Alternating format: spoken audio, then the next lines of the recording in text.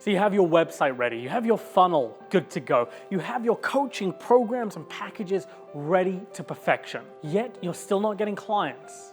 You know, the number one reason that most coaches fail to get traction is they aren't getting traffic.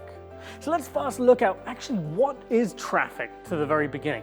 Traffic essentially is interested people seeing your content, people that are relevant to your target niche actually seeing what you do. Now, most coaches fail to understand what the different types of traffic are. So in this video, I'm going to give you an overview of the 12 types of traffic and exactly what they are and whether they're going to be useful for you. So let's get started.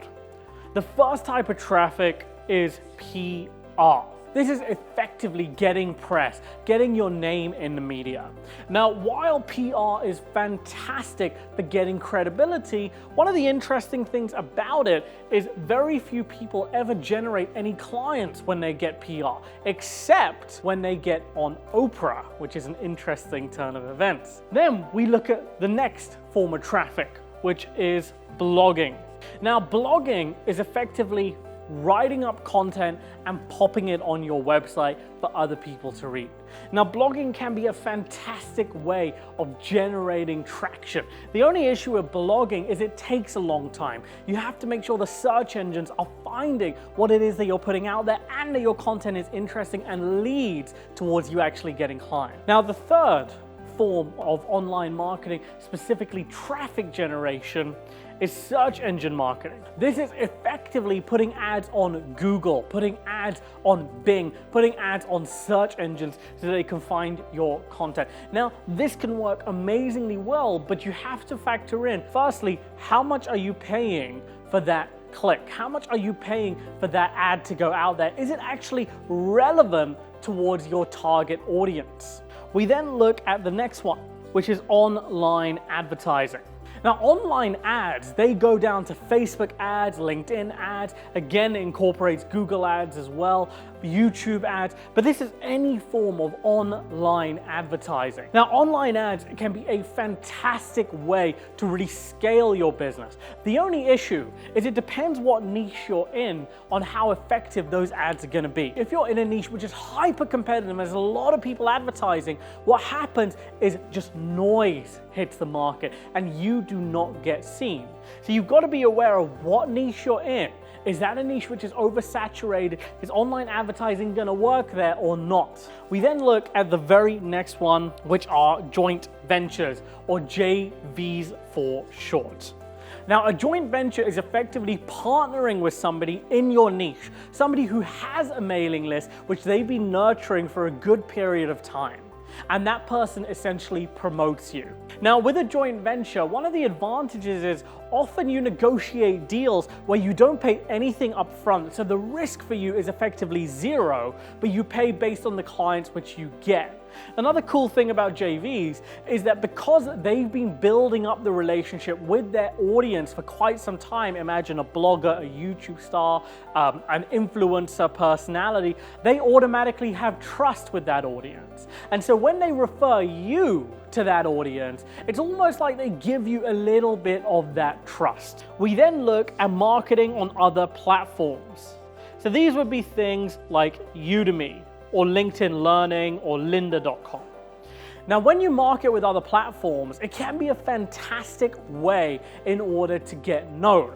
The problem is these platforms often price your services very, very low. So you get stuck in the low ticket coach category. The next one is generating speaking gigs. Now, this is where you get on stage as a speaker to an audience which is relevant and speak about your topic. This is a fantastic way to start generating traffic and generating traction.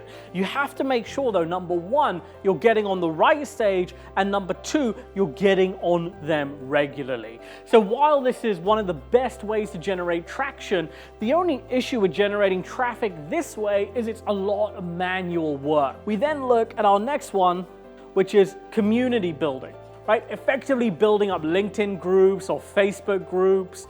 This is what community building is. Now, there have been massive successes with Facebook groups in recent years. Now, one of the issues with relying on the communities, building up these communities, is especially if you get on another platform, Facebook can change the rules from one day to the next. All of a sudden, your groups are getting noticed in the notification bar on Facebook, and tomorrow, no longer. You don't really have control. While this is very valuable, it's important to remember that if you build your community on somebody else's platform, it can be a little bit fickle because you don't know what they're gonna do next. They could shut you down. Number 9, search engine optimization, or SEO for short. Now, search engine optimization is a fantastic way of getting known. Basically what it is, it's where you rank number 1 to number 2 to number 3 on Google. So when somebody searches for you or searches for a coach relevant to your niche, you pop up. Now, once you've established a strong SEO presence, basically you're not paying for traffic at all. It's effortless, it's fantastic. The issue with SEO is it does take a long time to build, typically between 6 months and a year in order to get some decent traffic coming through SEO. Number 10 is we have content. Content marketing is creating things like YouTube videos, LinkedIn posts, basically content which you're giving out for free. Now, content, while it's pretty good at driving traffic, does have an added benefit, right? And that content means that you are positioned as an expert in the field. Are you going to hire a coach who you cannot find any free content about them online? Or are you much more likely to hire a coach where you can find content which is valuable and relevant to you? Content marketing. Number 11, offline ads. What offline ads are is it's where you advertise in newspapers, you advertise in magazines, you advertise on billboards. Now, offline ads typically are not very relevant for a coaching business. They're typically more for mainstream, non-niche businesses. So I've worked with coaches that have done offline ads in newspapers. Typically, they don't work very well. Offline ads, avoid them if you're a coach or a consultant looking to build up a client base. And finally, trade shows. Now, trade shows, again, typically are not very relevant for coaches or consultants. What trade shows are is they're relevant for businesses. They're relevant for businesses which deliver to consumers, deliver to other technology providers. That's what trade shows are for. So when it comes to the 12 methods of driving traffic, there are a few which are relevant for a coach. For example, speaking gigs, an amazing way of generating traffic. Blogging, great way of generating traffic. SEO, fantastic way. Community building can work wonders, but remember the platforms are fickle. Online advertising, depending on what stage you're at in the business, online ads can be amazing. JVs, one of my favorite ways of actually driving traffic. We then also have content marketing as well. Now, these are the most relevant ways of driving traffic. The only trick is that each and every one of these is split into a myriad of different options. For example, with offline ads, you have Facebook, you have LinkedIn, you have YouTube.